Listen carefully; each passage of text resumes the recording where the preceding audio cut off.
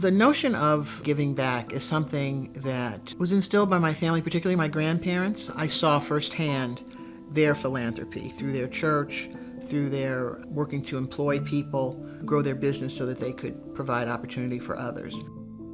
Early on, Wendell and I have just felt this need, because it feeds our soul, to give back to the community. Growing up in Indiana during the 1950s and 60s was a challenging experience for many young African Americans like Marie Johns. My father was a police officer in Indianapolis at a time when the police force was just beginning to integrate. He was among the first black officers to be hired. And it was a very difficult time. Things that I wanted to do and places I would like to go that I couldn't. And growing up, I just had the feeling of being other, being excluded, and the unfairness of that struck me at an early age.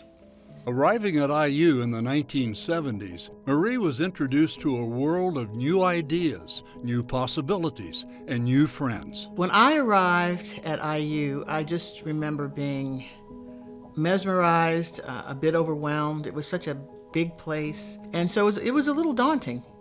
But I also remember being so excited because that nascent feeling of independence and meeting people from all over the country. After completing her bachelor's and master's degrees at IUPUI, one of Marie's economics professors encouraged her to apply for a job at the Indiana Legislative Services Agency, a spark which kicked off a distinguished career in business and civil service. I was the first black staff person hired in a professional role, so it was groundbreaking and a fascinating experience, to say the least.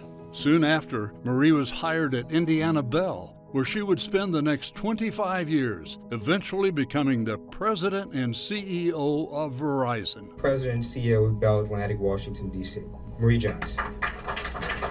I want to share a few thoughts on the impact of information technology on education and economic development in particular, which I think are two of the most critical issues facing our urban communities today. She was a driving force behind initiatives and programs that focused on improving educational opportunities for youth in the Washington, D.C. region and helped secure over $10 million in grants for D.C. public schools. And I believe it's important for everybody's life, particularly for black folks who have been denied opportunity, that education was the key for all of us.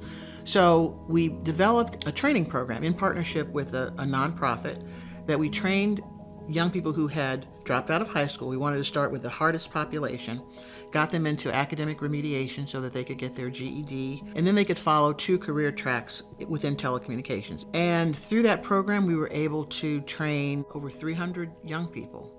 We at the company made the decision to provide an internet connection to every public school and every public library in Washington, D.C. In the early 1980s, Marie was asked to join the Board of Trustees for Howard University, where her guidance and leadership have left a lasting legacy. She was incredibly committed to the mission of the university, but also to the students. And one example of that is when a few years ago, the students at Howard University actually protested because they were unhappy with some of the actions that the administration took. And Marie was one of the very few trustees who was out there long into the night, oftentimes after midnight, speaking with the students, hearing their concerns, making sure that they knew that their point of view was important. And I think that that example speaks to the kind of person that Marie is. She is just fabulous as a leader. She has really exemplified volunteerism throughout her entire life. And I think she's really kind of devoted herself to both educational mission and then economic development. She leads with her whole heart. It's always about being of service to others. In 2009, Marie was honored with the nomination by President Barack Obama to serve as the Deputy Administrator of the Small Business Administration. I took that role as an opportunity.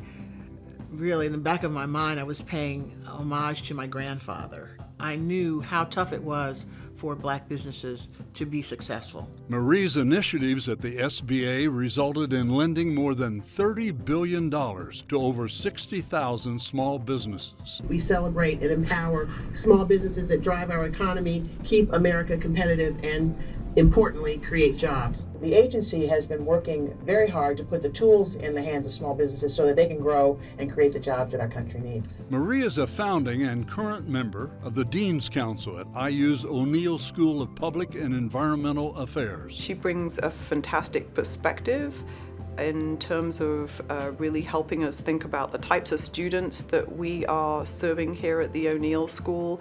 How can we move forward to create warm and welcoming environments that also provide sort of the rocket fuel, I suppose, to help diverse students and all of our students achieve success after they've been at the O'Neill School? To me, it's really very simple, and that's life it's not a sprint. Your career is not a sprint. It's a marathon. It's just knowing that it's one step in front of the other, that every day is a gift. That's the magic element of a career.